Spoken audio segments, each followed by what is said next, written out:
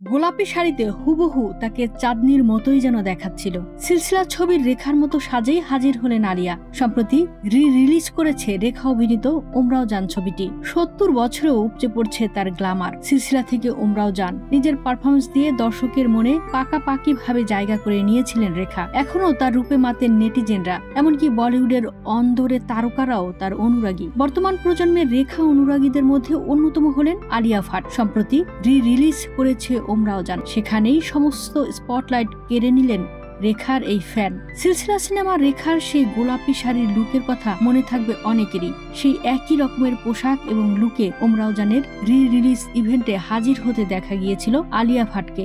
এই লুকের নেপথ্যে ছিলেন সেলিব্রিটি স্টাইলিস্ট রিয়া কাপুর। কিংবদন্তি রেখার প্রতি শ্রদ্ধা জানাতেই আলিয়ার এই আইকনিক লুক। আলিয়া নিজের এই লুকের ছবি ইনস্টাগ্রামে পোস্ট করে ক্যাপশনে লিখেছেন, একজন জীবন্ত কিংবদন্তির প্রতি শ্রদ্ধাঞ্জলি। তোমার মতো আর কেউ ছিল না, না কেউ আছে, না কেউ কখন হবে, রেমা।